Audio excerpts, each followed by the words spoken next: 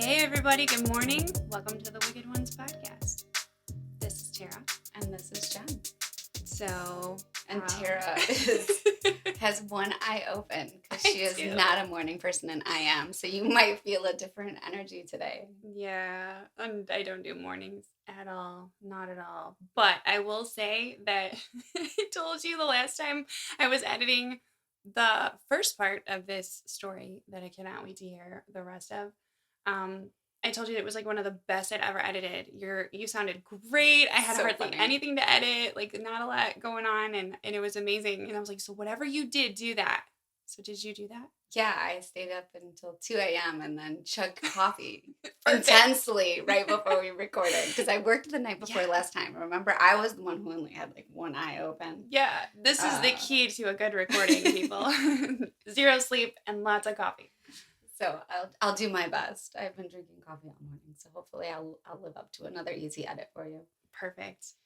Well, I can't wait to hear your story, but I do want to kind of say really quickly that if anybody follows our IG account, Facebook, all that, we posted a little bit lately about how we feel about cancel culture.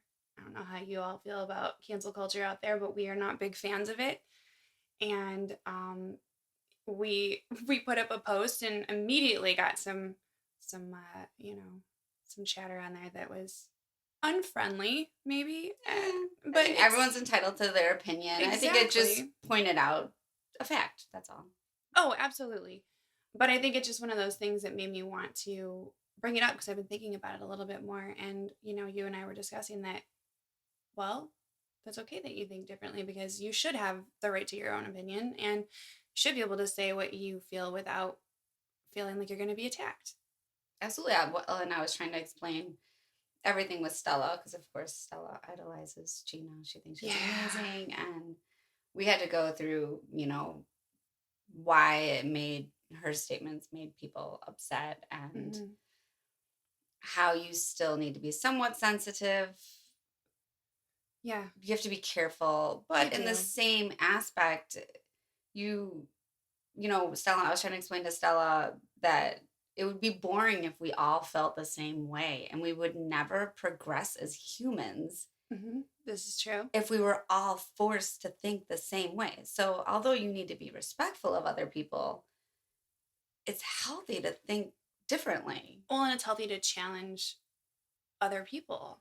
And if maybe that's not what you're thinking isn't ideal, it's also healthy for people to remind you why, but in a way that doesn't destroy your entire life and shame you into a hole forever thinking anything. You should be able to. You should. Your words make a mistake. Absolutely. You should be able to make a mistake and learn from your mistake and not saying that. So what we were saying basically is that Germany and everything that happened back then in history kind of has its own place. Like you were saying, like some things you just don't touch. You don't go there. And so I get that. And I get that why people, as soon as you say anything about that or compare anything to Nazi Germany or bring up anything that happened, it's, hold on, time out. Yeah. Well, it doesn't need to be done. Right. That place and time has a special place and it needs to stay there. So we get what she was trying to say. And we love Gina too. She's such a strong female character and so good for our kids to see. And so I hope good things are in her future because. Yeah. And I mean, this country has fought so hard for freedom of speech. I don't think, we have that right. We shouldn't be shamed for it. Reminded when inappropriate, correct. And there's those people out there that shout from the rooftops inappropriate things all day long, and we probably need to smack those people back. Right. Agree. But, But people shouldn't be canceled, Well, and it goes, they start hating on people, and they reverse it. It's bad. It becomes bullying, and... Well, and I don't think people can understand as much. We are sitting in our houses watching the news and seeing these things, but, some of these people are out in it, and they are feeling like they have no voice and they have to be quiet or they're going to lose their job because they feel a certain way. And that's awful. And that is taking us decades backwards. So we're not for that. And I we agree. just wanted to say that, I'd say really quickly, but I know that we talked about that for a while. So I think we're ready for your story All now. right. So I am going to tell you part two of Zack Bowen and Addie Hall. So Hmm. in part one, we were talking about Zach's past in the military, his wife and his children, and how he met Addie.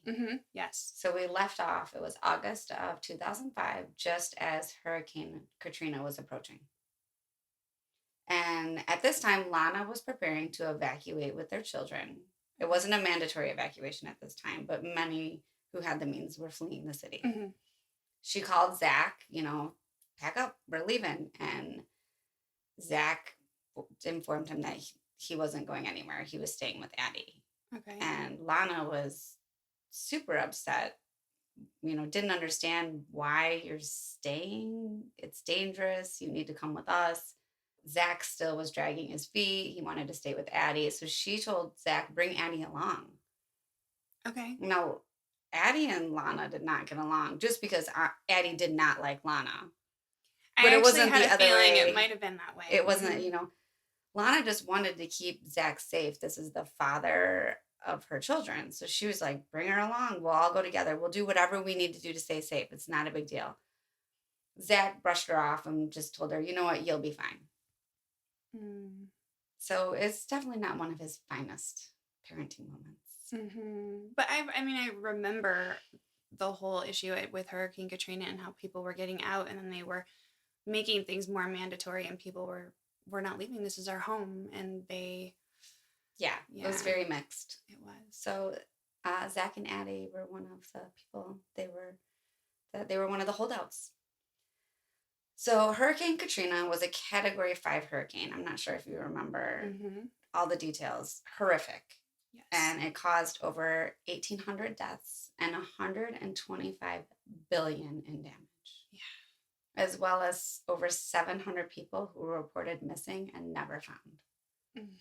I remember it was very, very bad. I remember the footage on TV was horrific. I just remember people being on their roofs and bodies in the streets. Swept away. And being electrocuted in the water. I just remember, certain stories have stuck with me. Yeah, no. So obviously the flooding and the loss of lives are mostly because of the engineering flaws, right? Mm-hmm. That there's this flood protection system that was supposed to protect the city of New Orleans, and it failed and the levees broke. Mm-hmm. And that's where all the devastation came from. So we could actually talk about that in like a whole nother podcast on its own. But it's ranked as the costliest natural disaster in U.S. history because of the damage it did. Zach and Addie, so they rode out the storm together in her apartment on Governor Nichols Street. They were stocked with liquor and ice from Hogg's Bar where they worked, all the necessities. All the essentials. So they thought they were set. Areas like the French Quarter that they were in were on higher ground, so they didn't flood when the levees broke. Okay. But there was no power or communication. So Zach and Addie had no idea what was going on in other areas of the city until a few days later when they saw people leaving the city on foot. Because there's no communication whatsoever. At this point, there is a order of mandatory evacuation. And Zach and Addie refused to leave. Now they're like, the storm's over. What's the point in leaving now? Right. Well, maybe because there's no power or electricity you and me, we would have been jetting out. We would have been the first ones in line. I would have had everything packed up. So the two gathered supplies, food and water and their beloved alcohol from abandoned stores. Now, Addie, because like I said before, she was bipolar, so she was on a prescription for lithium. Okay. She never took her medication consistently, but now with the storm, she had no access to medication. So she wasn't taking it. at all. And from what I know about those type of drugs, not taking them consistently can mess you up, and then also abruptly stopping can be catastrophic to your mental health. Oh, okay.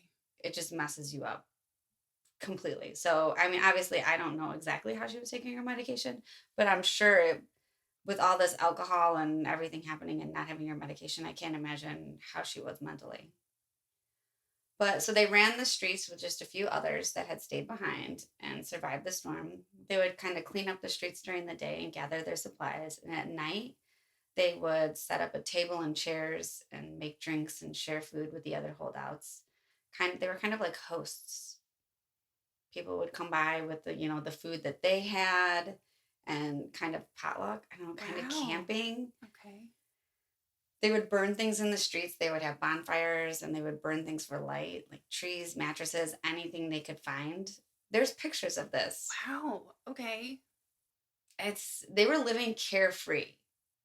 Zach and Addie were thriving in this because they didn't have to deal with their demons. There was nothing, Hmm. right? There was no responsibilities. There was no bills, there was no work, there was no obligation. Neither one of them had their issues, right? Zach didn't have to worry about his kids, which made Addie upset. So there was no confrontation. Hmm. They were living like this carefree lifestyle. It's just hard to imagine that that was better for them than regular life. That's Yeah. sad. Well, because some people can't function I know, in, but that's why it's so yeah, sad. reality. Yeah. And I think that, and this is me just speculating, it might have even reminded Zach a little bit of when he deployed.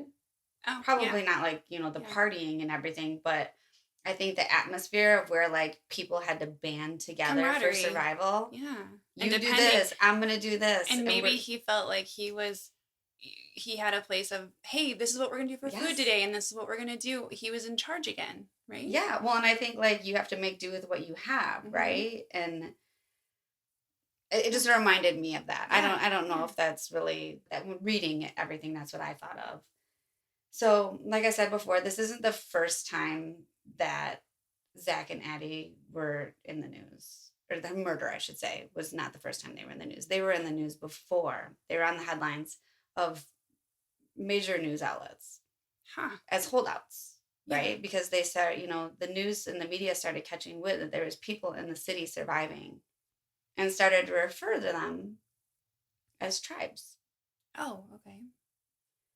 I know, weird, right? I don't Yeah, know. I So it don't was really like remember this fascinating. part as much. So, I'll show you the pictures. So they were interviewed and photographed. They were even in the New York Times.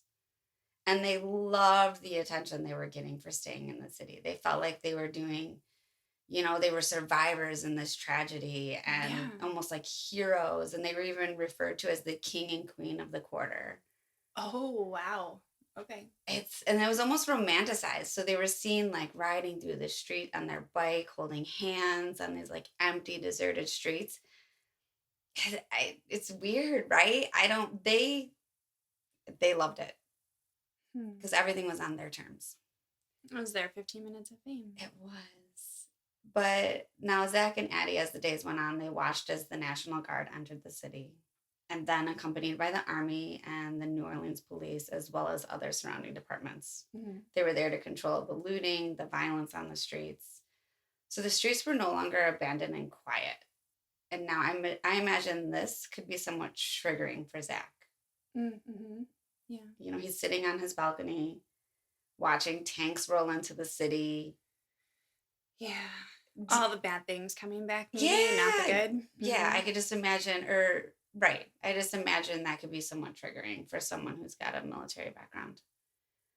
By mid December, people start returning to the city despite the government's attempt to stop them.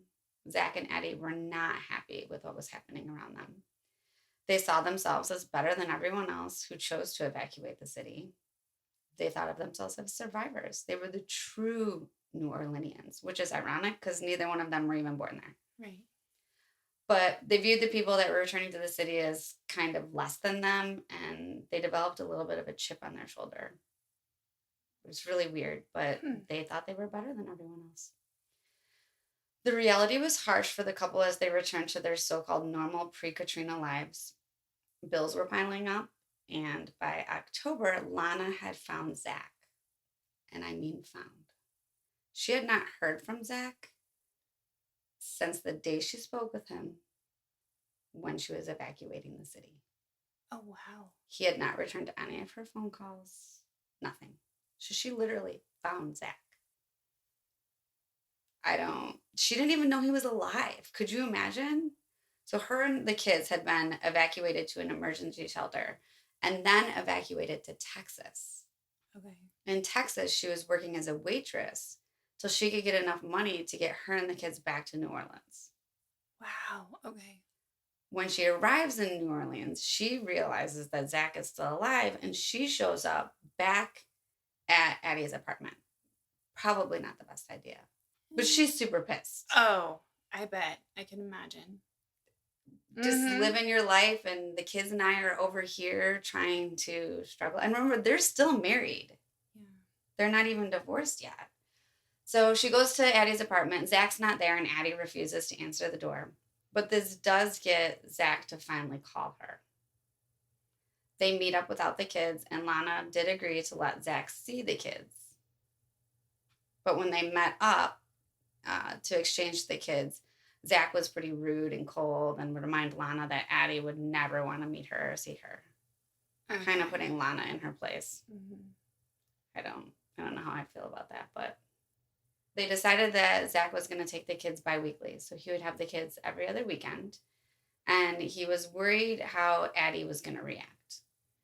So at this point, bills are piling up, but they have their power back on in the apartment, and they pretty much it's okay to have the kids now, right? Yes, Okay. yes. The city's rebuilding. Okay. Everything is happening. They're both back to work. I have to keep my imagination up with what everything looks like. Yes, yes. So they're working everything. And of course, Addie wants Zach all to herself. She doesn't want to share him Of with course she anyone, does. not even the kids. Yeah. So he's worried about it. She is surprisingly excited. Yeah, I'm excited. Let's have the kids. She even goes shopping and gets them some new clothes. But then when the kids show up, she refuses to acknowledge them. That's really weird. Okay, is that the whole bipolar thing coming out? It seems like it. Maybe she wants to be part of it, but doesn't know how. Yeah. I'm not sure, but she basically ignores them. So this goes on. When they come over, she goes out bar hopping like all day and night and comes home and then locks them out of their bedroom. Like she goes in and like locks. Okay. She comes home and like goes in the bedroom and like locks everyone out. And the kids are old enough to understand what's going on, so they even tell their mom, like, Addie doesn't like us. She doesn't even. It's really hard for kids, I'm sure, to grasp that. They don't understand the complexities of people and what they're going through and relationships, and they just see it as she doesn't like us. Yeah. And what do we do? That's horrible. Yeah. So this kinds of, obviously, it makes a wedge between Zach and Addie. Mm-hmm. But Addie, she always just makes Zach do whatever she wants. So she forces him to stay in a hotel every other weekend when he has his kids.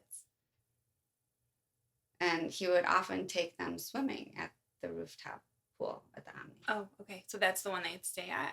They would stay there sometimes and he would take them swimming. Mm-hmm. So I wonder if that's why he returned there that day. Things were super strained between Zach and Addie still. Addie was bartending and she got a job at a little bit better, I guess, establishment. And Zach had also begun delivering groceries on his bike. Okay. Which is common in New Orleans. Yeah. But things were super dark post-Katrina in New Orleans. It's known for its like hard partying ways, but post-Katrina brought on just a different level. People were partying to cope. Okay. To forget. Okay. Yeah. Things were not ideal there. The rebuilding, I mean, the political unrest. There was still looting going on. So it was just a different vibe. Mm-hmm. I can, yeah. You know what yeah. You get what I'm saying. I do. By the spring of 2006, Zach and Addie's lives were consumed by drug and alcohol binges. This is all they did. I'm sure you can imagine what this does with someone with bipolar. Mm-hmm. People who are bipolar shouldn't even be consuming alcohol, from what I understand. I'm not an expert, but alcohol affects that regulation and it throws off your meds. And then you have Zach, who's got undiagnosed PTSD. Mm-hmm. It seems like, when I was reading, it seems like a true level of addiction where they would drink and use to forget their problems, but while they were drinking and using, it would create new problems that they would again drink and use to forget. So Like, it's it was just a huge cycle. spiraling out of control. Yeah, the fight started to become more and more aggressive and physical. One fight specifically, Addie had been very aggressive towards Zach and a friend. Like, she would just get lit up in a bad way. Mm-hmm. Just start. So she was just like a mean drunk? She would get mean. Yes, very mean. So she was, being very aggressive towards Zach and another friend. They kind of put her in her place, shut her down, and she got all wiry and took off. They spent the entire night looking for her. They find her. They end up back in their apartment. Zach and her get into this major fight. It somehow becomes physical because they have bruises the next day, but they're so messed up that neither one of them even remember what happened. Oh, wow. Okay. Yeah. So who knows? That's really scary. It is scary. It's kind of like, hey, at what point do you wake up and go, we need to change things? Yeah. So this led to Zach getting on a train and he went back to his family in Portland. Okay. He planned to stay in Oregon and get his shit together. He was like, enough is enough. I need to figure things out. So that was his day. That was his. This Yeah, needs to he change. woke up and was like, I got to do something. But of course, Lana wasn't happy about this. She's like, oh, so shit goes sideways with Addie and the kids and I are out again? Like, what is going on? So he decides he's going back to New Orleans because he has to take care of his kids. And of course, going back to New Orleans is going back to Addie. They just can't break the toxic cycle. And we know people like this. We do. We've seen it. Yes, absolutely. So they just continue with the alcohol-fueled fights and the breakups that would lead to Addie kicking Zach out. And then he would stay on, the couches at friends' houses and cheap hotels. And then he was also even rumored to be staying on the third floor of an abandoned mansion in the city. Like, I guess there was some abandoned furniture in this abandoned mansion, and he would go there and sleep. Because they would get into a fight and she would kick him out. And then the next day she was like, please come back, please come back. It was like a seriously abusive relationship on both levels. It sounds terrible. It got to the point where, yeah, and just that whole toxic thing of I love you, but we can't make this work. I wish we could, but his friends were. I mean, he was pretty much homeless, and his friends would be like, "Oh, there's Zach again on his bike with his bag of things." At any time, I mean, this was happening like 3 times a week. He was getting kicked out, so it wasn't like once a month. Yeah, it was happening crazy. This is his regular life. Yes. So friends no longer wanted to be around them. And at one point, the police were even involved. So during a fight, Addie had this handgun, which never had any ammunition. I know, I see your eyes. It sounds terrifying anytime that. But I guess she didn't have bullets for it. But they got into a fight and she ran off with this handgun and she ended up showing the gun, or I don't know if she was pointing it at someone in the French Quarter, and that person called the police. She runs home and puts on her pajamas to pretend like she had been home all night. Oh, God. Okay. When the cops show up, and the guy identifies Addie, they find the gun, but they also find drugs. So she gets arrested. And Zach refuses to bail her out. So she ends up staying there a couple of weeks until friends pool money to get her out. Ooh. But they end up back together still. Oh, come on. I know. Another time after this, neighbors called the police during one of their screaming matches. Addie had shoved Zach like out the door physically, and he was just sitting on the front steps when the police showed up. Well, he happened to have drugs on him. So boom, you're in jail. So he's in jail. And she won't bail him out. So eventually he gets out, but they get back together. It's such a terrible cycle. It is. And then at this point, they started distancing themselves a little bit. He wanted to be done with Addie. And he started hanging out at places he could avoid Addie, like gay bars. He had also worked in gay bars. I mean, I don't think that's a huge thing in New Orleans. No. But he ended up starting to have a relationship with a man there, a realtor that was from the area. Oh. And this kind of kept quiet. But when Addie found out, she did not handle this very well. She was like taunting him, calling him like gay slurs. And It was really bad. And this is when she took his phone and called every person in his phone and told them that he had AIDS and then deleted all his contacts so he couldn't tell them otherwise. Oh, that is just evil. Yeah, I'm not saying that Zach is innocent, but or that Addie deserved to die. But No, and I didn't get that from anything that you've been telling me. she wreaked havoc But on this his is, life. yeah, And he never stood up for himself. no. He just kept on going back for it. So Addie's life at this point is completely out of control. She's got no money from all the binging she's doing. She had a falling out with her landlord. So she's got to get out of her apartment and she reaches out to Zach. Zach's going to be the hero, right? Mm-hmm. She's desperate for help and Zach wants to help her. So they decide they're going to try to work things out. He agrees to put up the money for a new apartment because he has hopes that they're going to work things out. So on October 2nd, they find the apartment on Rampart Street. Okay. They tell the landlord the sob story of how their prior landlord doubled their rent post Katrina. They couldn't afford to live there anymore, but they have first and last month's rent in cash. So Okay. he hands them the keys without an official lease. Like, you're in, you got cash. I mean, from what I understand, there's a lot of moving around and breaking of leases. So that probably wasn't all it was so common that it was, okay, fine, you have cash. I mean, yeah. you have first and last month's rent. I mean, fine, whatever, take the keys. But just 2 days later, Addie would show up at the landlord's place. This is Leo Wademeyer. Okay. Demanding a lease in her name only. She was out of sorts. She was like yelling and telling Leo that Zach was cheating on her. So Leo ends up writing a handwritten lease just to get Addie out of the office. He's going to deal with this later. So she's still getting back at him for everything, and she is. It was a setup. It was a total setup, and she's making him pay for her apartment.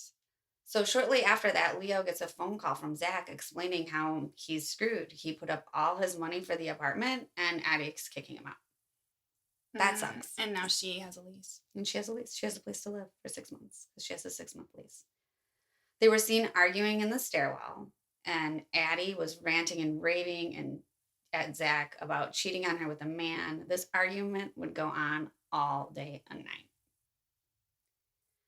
According to Addie's journal, Zach felt Addie set him up. She stole the apartment from him and then just wouldn't shut up. Mm-hmm. Just kept on going on and on.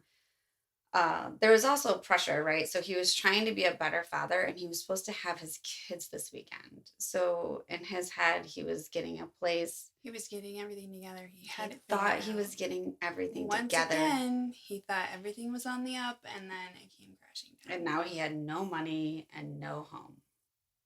And I can't imagine. And he was being treated the way that he was. Oh my God.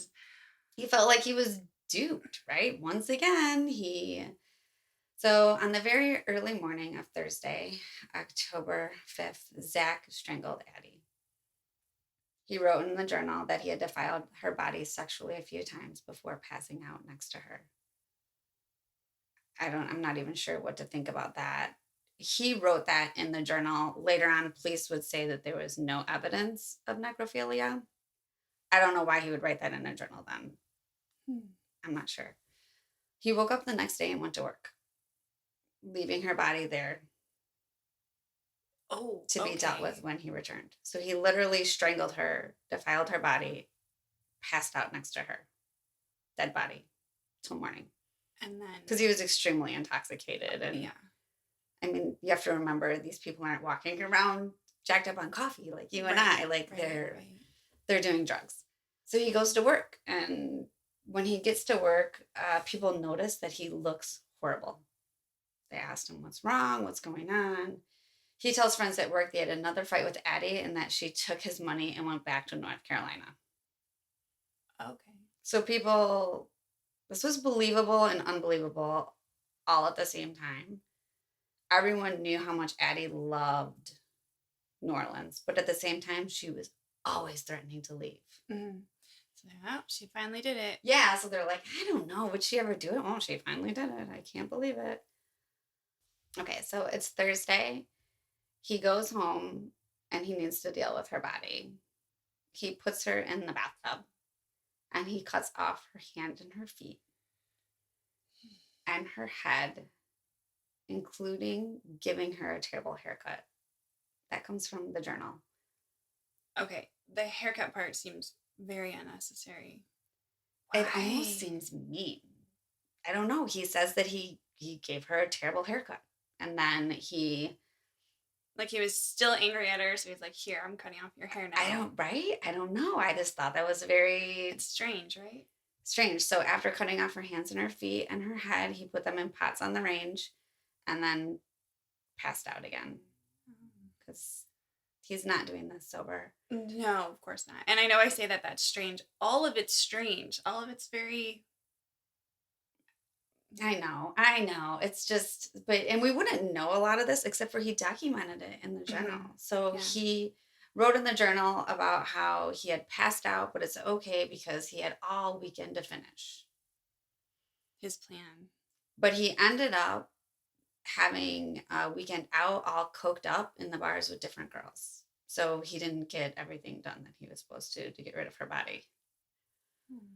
On Sunday, he realizes that he was supposed to have his kids and contacts Lana. He offers back child support that he owed in the amount of about $600 and asks Lana to bring the kids to the grocery store that he worked at, where he was the bicycle Yeah, delivery guy. yeah. So Lana comes there with the kids. He tells the kids, like, get all the candy, that you want.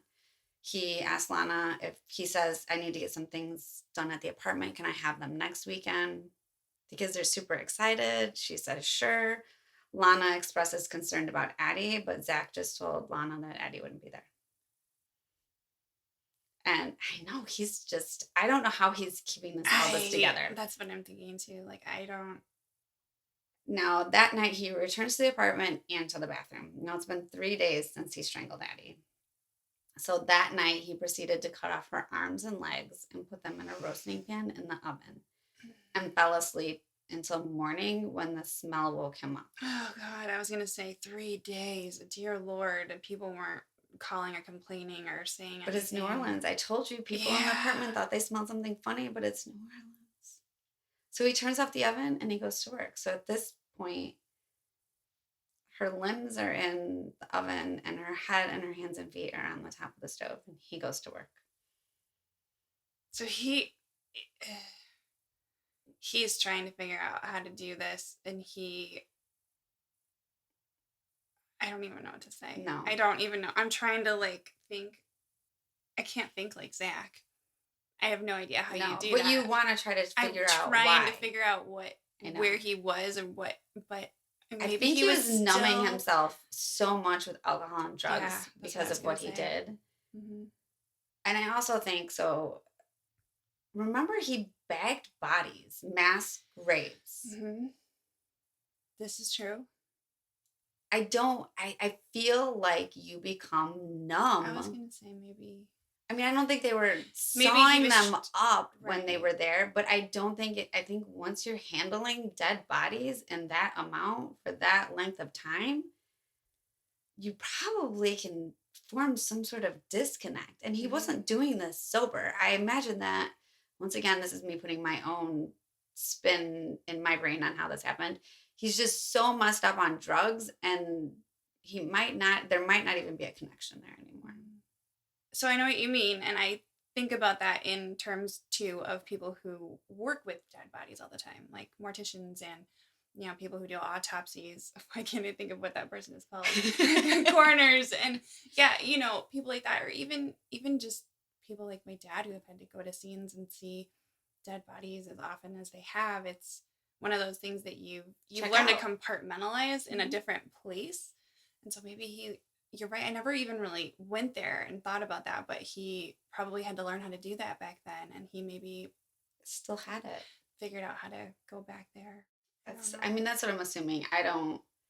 Once again, there's no documentation of that, but in my head, when I'm trying to rationalize what he was doing, not that you can, but No, you know what I'm no, I saying. do. This is a tough one. This is one of those where you're like, oh, I don't want to sound like I'm being sympathetic, but at the same time, I just want to understand and I want to know what's happening. Like, how do we get there, and how do we prevent this from happening? Exactly. So by Monday night, things start to sink in for Zach. He couldn't live with what he had done. He wrote in his journal, I have decided to quit my jobs and spend the $1,500 I have being happy and then kill myself. So he made a plan, and that's exactly what he did. He drank and drugged with friends and women. He was treating his friends to partying at clubs and lap dances and drugs. And then somewhere in this haze on October 10th, he remembered it was him and Lana's wedding anniversary. And it's stupid and sad. So he calls Lana after midnight. She's not happy about this, Zach. And he asks her to meet up for a drink to celebrate. And she's like, Zach, I'm going to bed. Just stop. And then he reminds her that she's still his wife. And that just really made me sad, because I think that he never, even though they were planning on divorce and all of these things, I don't think he ever closed that chapter. I think that his marriage and his failure in marriage still weighed on him heavily. Yeah, If that and makes sense. maybe he realized time was running out and he wanted that closure before he left. Maybe it weighed on me that he was still thinking about that. In all of this, he still thought of that. I can't imagine what his final days were.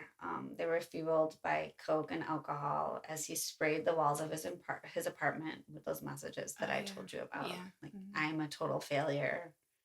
Please stop the pain. The images that I have of what was going on is just horrific.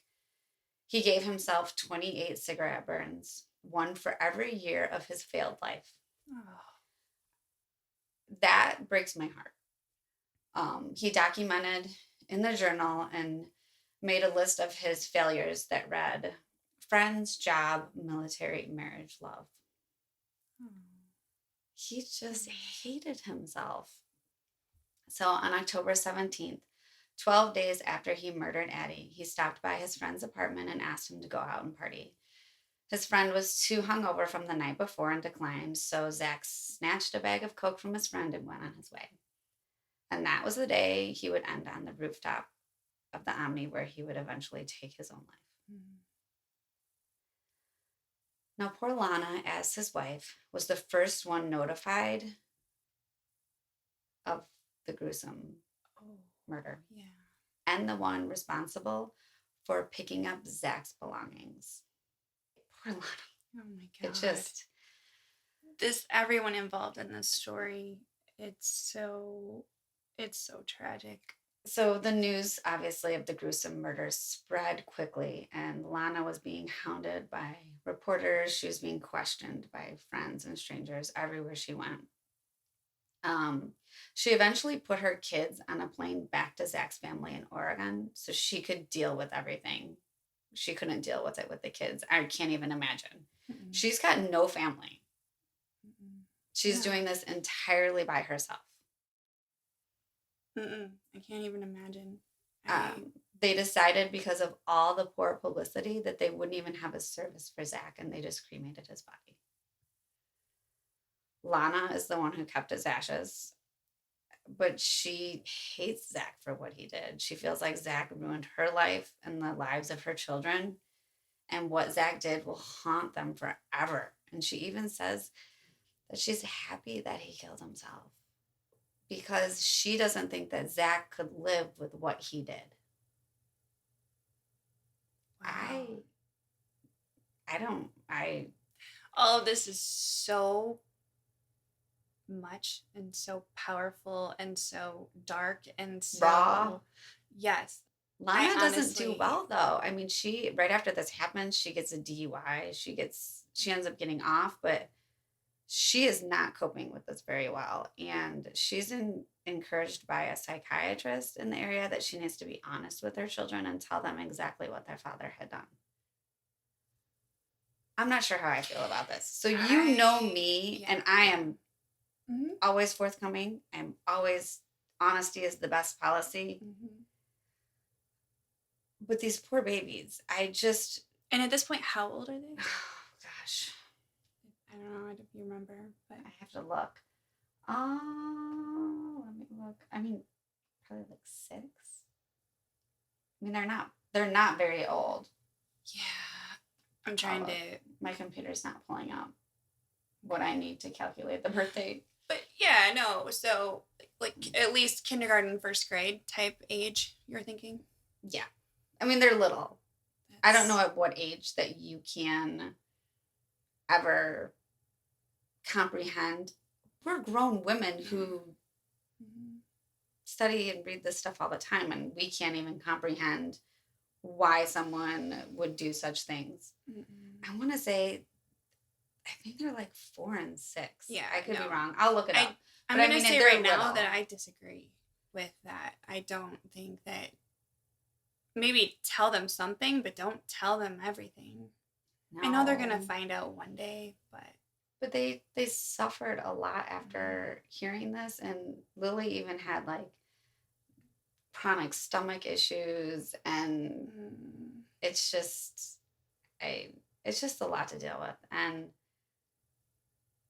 even more sad, it took 6 months for family to claim Addie's body. Really? There's nobody. So there's no real information on how or why, but I just feel like this is just heartbreaking and solidifies the fact of how alone she was in life. Mm-hmm. Yeah. That's really sad. Well, it sounded too like she pushed everyone away, and Oh, I she. imagine her family probably didn't, and this is me imagining again. I don't even imagine that her family knew where she was or what she was doing. It didn't sound Probably like not. she was No. sending postcards to let No. people know how her life was doing. It might have taken that long. It doesn't say why it took that long. I mean, maybe Mm-hmm. they couldn't find her next of kin. I don't know. But anytime someone's body isn't claimed, it just bothers me. Yeah. No, I understand. I understand that completely, and I just from what you told me of her, she just seems like she pushed everyone away and probably burned a lot of bridges. Yeah. I feel she's that personality with the more that almost like she had to test the people that loved her for how much they would tolerate. Hmm. Yeah. The more you Yeah. love me, the more destructive I'm going to be, and I'm going to see if you still love me anyway. It's a very Yeah. Yeah. twisted It is a very twisted situation. way But I to mean, we've seen look these at it, but these stories yes. before. So I know that some people will hear this story and they're going to think that I'm just way too sympathetic to Zach. Now, that's not the case. I What Zach did, there's no excuse for his murder of Addie. Mm-mm. But I do believe that Zach too is a victim and that he deserves more than just the gruesome headlines of his final days. Mm-hmm. He's never been given just any opportunity to hear where he came from. And one thing that really struck me when reading Ethan Brown's book was that he did so much personally to reach out to Zach's people, his Yeah. friends, Yeah. his fellow comrades, his fellow soldiers. And when he did reach out to them, they told him, don't you ever say anything bad about Zach. He was a good man. Mm-hmm. And that the man that murdered Addie was not the man that they knew. Yeah. And I think that just says a lot about someone. Mm-hmm. Yeah, I agree. I agree. I agree. And I'm glad that you told the story, and I'm glad that I know more about it and the backstory. And you know what? Maybe it'll help somebody out there that is dealing with some of these things, or that has a friend or a family member that this some of these things sound familiar, or they're going in a downward spiral, and they'll think to reach out, and they'll think to help that person before it's too late. Yeah, they well, first I'm going to tell you a little bit. So there's actually a documentary Mm-hmm. called Zack and Addie. You can find it on Facebook. Not the documentary itself, but a page. And there was a debut. It was actually featured, viewed, but it's shut down Oh, now. okay. This is a whole nother story that I'm going to do later. But so one of Addie's best friends, Margaret Sanchez, she plays a big part in this documentary that we don't see, but she's also interviewed in the documentary that I told you about, Final Witness. Yeah, yeah. She also has been convicted of murder. Oh. I know. Eek. So you have to wonder what was going on. I'm going to do that story later on. I feel like we've done a lot of heavy things right now. I've talked a lot about some heavy stuff. So I'm going to put that on the future list. But because she is in prison and all of these things are happening, legally the documentary has been shut down. Mm-hmm. That's what I was thinking. When you said that, I thought, oh boy, I bet that it's an issue for, yeah. So I will see if it actually comes out at some point, but I would like to. I mean, it was made in New Orleans. I would like to see it. You know what? It's like an indie type Yeah, yeah. deal. So, and then I'm not sure how I feel about it, but I know I told you this before as well that Zach and Addie's apartment is now part of the Bloody Mary Haunted Museum and Tour Company. I don't know. I know. I don't know. So the owner describes herself as a Catholic raised voodoo priestess who can communicate with and heal the spirits of the dead. Okay. Hey, she is perfect for New Orleans, at least. And you see a lot of that down there. So, and she says she can see Zach and Addie like as orbs, that they're present there. So the actual apartment is visited on this tour. And they feature the oven, the actual fridge. Oh. I'm really not sure how I feel about this. She speaks about it strongly, saying, this is New Orleans. This is what happened here. This is what people come here for. I'm sure she's justifying it however she can. But I feel like this is different. And I've never been to New Orleans, but I've been on ghost tours. Mm-hmm. And this is not how they go. Okay, so this is different than the whole give me your money and I'm going to be sensational and tell you a story and then. Well, I feel like when I've done a ghost tour, like we did a ghost tour when we were in San Diego, and it was people from like the 1800s, and it was just different. Mm-hmm. Okay. Do you understand what I'm saying? Like it wasn't 15 years ago. Yeah. And there had been stories of like this ghost being seen by this tree for centuries. Yeah.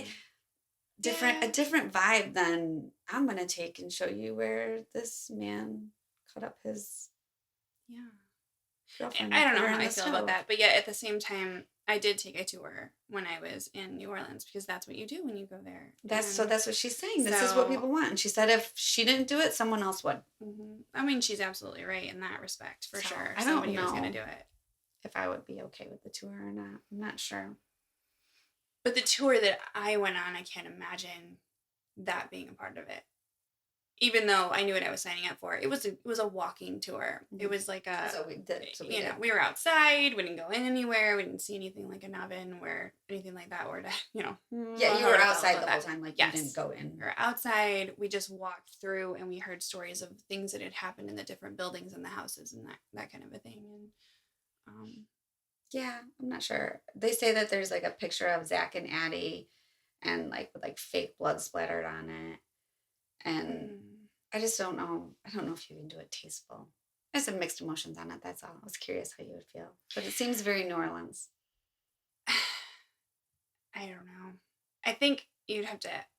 We'll look at so they have a Facebook site. Okay. Bloody Mary Haunted Museum and Tour Company. I was watching the videos. Mm-hmm. So we can look at them and I can show you. Okay. And that concludes my story of Zach and Addie. So may they rest in peace. I'm sad. I'm sorry. That's okay. Normally I'm like, oh yeah, but wow, that was just super heavy and it gave me a lot to think about. But at the same time, like I said, I appreciate that I know all of the things that you said. It wasn't just a black and white. This is what happened. There was so much more to it. And I I had all these stats. I was going to bore you guys to death with I'm sure you were. statistics, but I took them all out. I'll share them on Instagram and Facebook later in the week. And it was eye-opening, the number of servicemen and servicewomen who come back with PTSD. And then not until I would say, I think it's been 10 years that they actually started tracking the homicide rates of returning war Hmm. veterans Yes. and PTSD. So Mhm. they're finally doing these studies and linking and sharing the numbers publicly on what's happening with our war veterans. The numbers are eye-opening. I That's all. Yeah. So I'll bore you to death on Instagram and on Facebook if you're interested in those numbers. I won't make you listen to me read them to you. So we leave it together. Oh, hey, Canyon. Oh my god. Canyon's excited too. He loves when I tell him all the stats on everything. Yeah. All right. Well, I promise to have something, I don't know, better, lighthearted. I don't want to say Oh, lighthearted, yeah, but this no. one's a little deep. My next story it's not lighthearted at all. Oh, No. okay. So Well, we had talked about maybe going and branching out into some other crimes that would be a little bit lighter in between. Like maybe we should do some fun like white collar crimes where nobody I died. love how you call them fun. Well, I don't mean like no, but I know exactly what you mean. You know This what I one's mean. really heavy. Like it kept me up at night. like no one died or got put in an oven or anything Yeah. like that. And those like there might be like a jewel thief or something crazy and like Yeah. mysterious, which would be kind of fun to talk about, I think. Yeah, I'm definitely Do going to some go light research for on the that. next couple stories. Okay, so with that, unfortunately, we don't have a flip the script. We cannot make anything up this week. There's nothing going on. Not that we make shit up any week, but it's cold here and it's boring and we have nothing fun to share, unfortunately. So Yeah, just trying to survive the winter. yeah. So hopefully you guys are too when you have some things coming up that you're going to be looking forward to as well.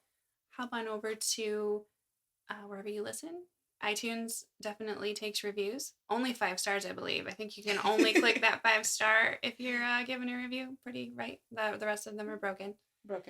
And yeah, visit us over on Instagram, Facebook, everywhere we are. We are the Wicked Ones podcast. And if you are enjoying the show, please tell your friends because that's the only way we're going to get out there and, people are going to find us. So yeah, have a good one and stay warm.